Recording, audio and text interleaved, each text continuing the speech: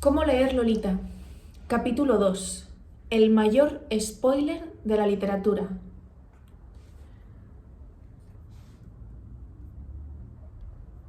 El problema no es Lolita.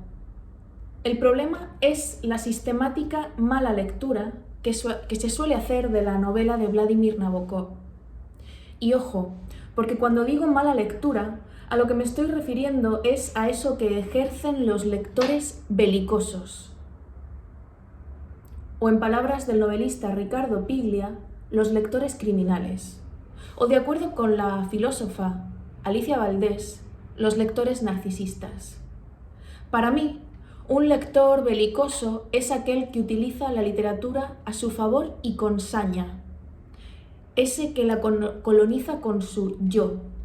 Ese que la sobreinterpreta no ya para adivinar o para somatizar o para aprender o para entretenerse con lo que un autor o autora dejó por escrito, sino más bien para deformar su trama, sus ideas y su estilo con tal de justificar su propia ideología. Ocurre con muchos clásicos canónicos, pero en nuestros días sucede especialmente con Lolita.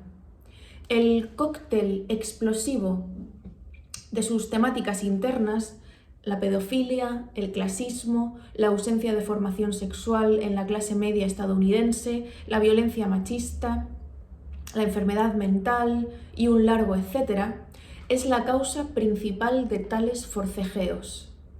El libro, que versa sobre las alucinaciones de un hombre horrendo que utiliza su posición social para encubrir sus delirios de grandeza, amorosos y literarios, y sus crímenes, es un ladrón, es un violador, es un mentiroso y es un asesino. Ha servido durante décadas para que lectores belicosos lo desvirtúen a sus anchas y para que además lo hicieran bajo las mismas coordenadas que Vladimir Nabokov criticaba desde la primerísima de las páginas de la novela.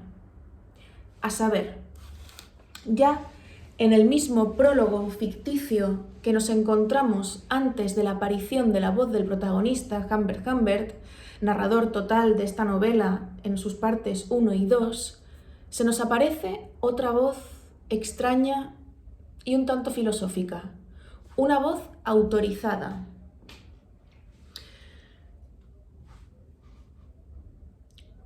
Una voz que nos hace varias advertencias, pero una en especial.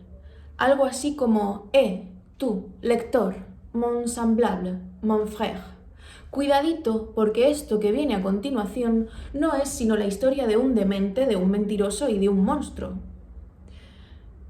Para que nos quede claro, las primeras páginas de Lolita no son ese Lolita, luz de mi vida, fuego de mis entrañas, bla bla bla bla bla, sino este prólogo falso en el que el supuesto firmante, John Ray Jr., doctor en filosofía y conocedor de la literatura universal y de la psiquiatría moderna, allí explica que dio con ese manuscrito tras el fallecimiento de Humbert en la cárcel, y su sonado caso hizo que sin duda quisiera publicar su confesión. He ahí el primer verbo importante en este libro: confesar. De hecho, como él mismo cuenta, el título alternativo del texto que Humbert habría dejado tras su muerte fue Las confesiones de un viudo de raza blanca. Ojo, las confesiones de un viudo de raza blanca. Fascinante esta información racial, por cierto, pues con ello Vladimir Nabokov ya podría estar adelantándose a esa coletilla actual de hombre cis blanco hetero. Hola, un tío blanco hetero. Esta es una coletilla que no solo hace referencia a un famoso youtuber, sino que además escritoras y críticas y lectoras como yo la utilizamos mucho para hablar de cualquier escritor macho. Pero es que esa no es la única premonición anti-incélica del novelista ruso. El prólogo es en sí mismo un gran spoiler de Lolita, quizá el mayor spoiler literario que yo haya leído jamás. Un texto con el que el autor parece salvaguardar su imagen, consciente de que su Humbert es un narrador poco confiable, desagradable y letal. Parece como si Nabokov hubiera necesitado inventar a ese filósofo que se separa del personaje. Sí, podría decirse que al igual que James Joyce se adelantó a la teoría de la muerte del autor de Roland Barthes en el capítulo del Ulises dedicado al debate de la necesidad de entrelazar la vida y la obra de un autor a la hora de analizarlo, aquí Vladimir Nabokov directamente se mata a sí mismo. Las palabras de John Ray Jr. al comienzo de Lolita podrían ser vistas como un error de novelista principiante y hasta como una cobardía. El autor se esconde bajo su propia advertencia: cuidado, peligro, no os creáis a mi narrador. O como dijo el novelista Juan Bonilla, el novelista español, quien, por cierto, es uno de los mayores sabelotodos de Lolita en España: el que habla en la novela es un monstruo. Son palabras que pronunció en una entrevista al ser preguntado por Nabokov. Y al esconderse, Nabokov nos entrega una clave política para entender su libro, quizás sabiendo las numerosas malinterpretaciones a las que podría llevarse la lengua envenenada de Humbert. Nada más lejos de la realidad. Lolita fue rechazada en Estados Unidos por casi todas las editoriales importantes del país. Tras meses buscando editor, Vladimir Nabokov solo dio con Olympia Press, una editorial parisina que publicaba textos eróticos. Otro motivo, creo, por el que hemos malinterpretado esta novela, asociándola al género erótico o a la literatura erótica o a lo que llamamos literatura erótica. Se achaca este rechazo de la novela al pensamiento conservador y a la moral pudibunda de la época, algo que curiosamente resiste en las tesis de quienes todavía en 2023 se atreven a publicar columnillas de opinioncilla de mierda sobre si el feminismo censuraría hoy la magnánima obra Lolita. Los mismos que la censuraban antaño fantasean con su cancelación en el presente, pero no por ellos mismos, sino por sus adversarias políticas. Qué bien supo refugiarse en John Ray Jr., el autor de esta novela, en verdad. Bien leído, el prólogo ficticio a Lolita es también una burla a quienes piden que se separe obra y autor, a quienes quieren alejarse de su propia responsabilidad como pensadores y como creadores, a quienes se creen, como su Humbert, que el poder de la palabra y de la lectura les da una superioridad moral desde la que pueden permitirse hasta violar, matar y robar, pues ellos al menos lo hacen con belleza. Ocurre, sin embargo, que lectores belicosos hay en todas partes y pertenecen a todos los géneros. Desde la crítica literaria feminista, la crítica a Vladimir Nabokov y el uso desmedido y estúpido de su obra también se ha desarrollado. En España, uno de los máximos exponentes de esta lectura narcisista es la novelista TERF Laura Freixas.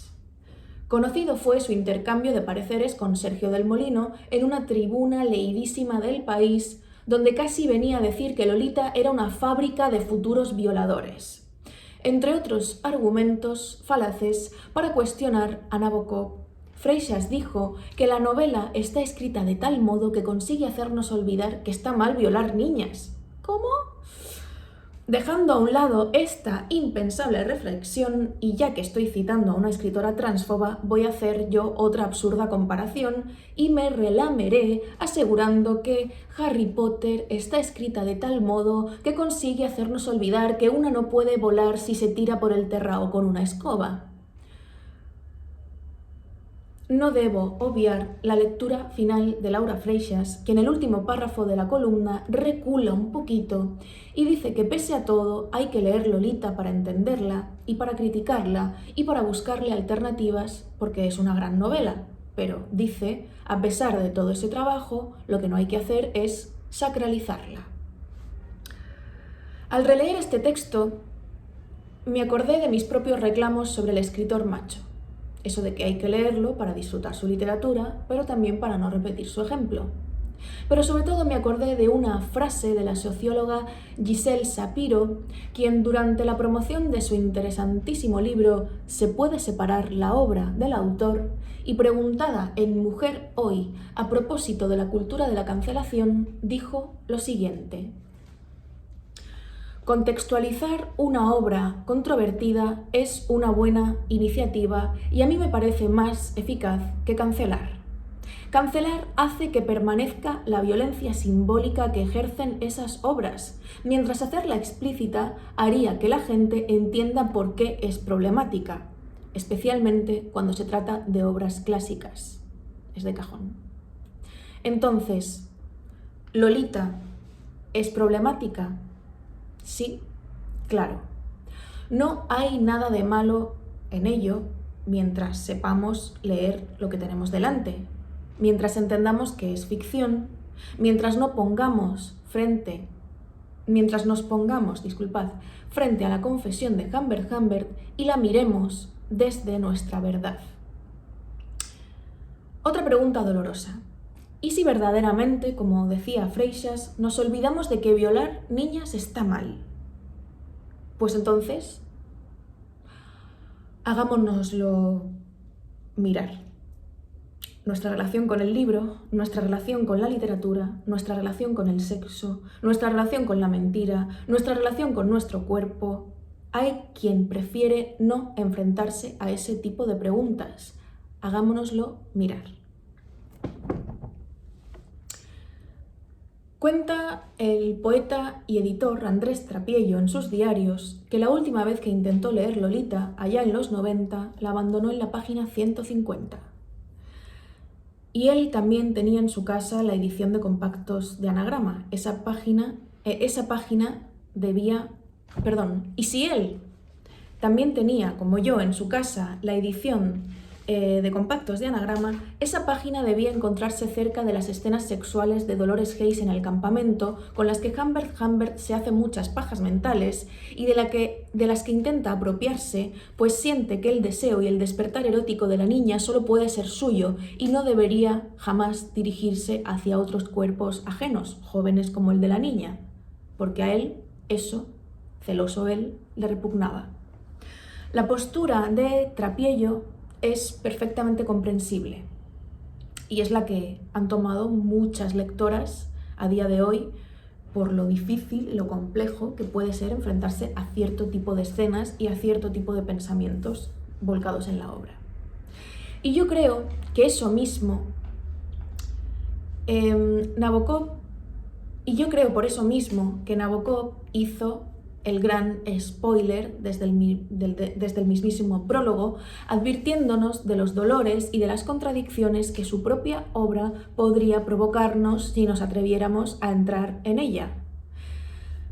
Si tuviera una fajita, como la de las cajetillas de tabaco, podría decirse que leer Lolita mata. Del spoiler, con todo, me quedo con el último párrafo, pues para mí despierta la alegría de otra premonición.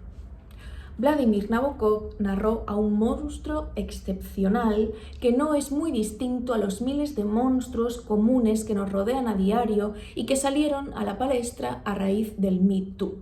Los monstruos no son invenciones, son seres corrientes. Más allá de la literatura, o precisamente a causa de ella, esa es la razón por la que necesitamos historias sobre sus vidas y sobre sus maneras de proceder. Es la única manera, el único modo de meternos en la vereda de la reparación, cultura por la que yo abogo y por la que estoy convencida de que John Ray y hasta Vivian Darkblum firmarían otro manifiesto. Os dejo con sus últimas palabras. Me refiero a las últimas palabras de John Ray. Son, creo, muy importantes y con ellas cierro este capítulo. Insisto, el mayor spoiler de la literatura. Este es el comienzo del libro. Como exposición de un caso clínico, Lolita habrá de ser, sin duda, una obra clásica en los círculos psiquiátricos. Como obra de arte, trasciende sus aspectos expiatorios y, más importante aún para nosotros que su trascendencia científica y su dignidad literaria, es el impacto ético que el libro tendrá sobre el lector serio, pues en este punzante estudio personal se encierra una lección general: la niña descarriada, la madre egoísta, el anheloso maníaco no son solo los protagonistas vigorosamente retratados de una historia única, nos previenen contra las peligrosas tendencias, señalan males potenciales.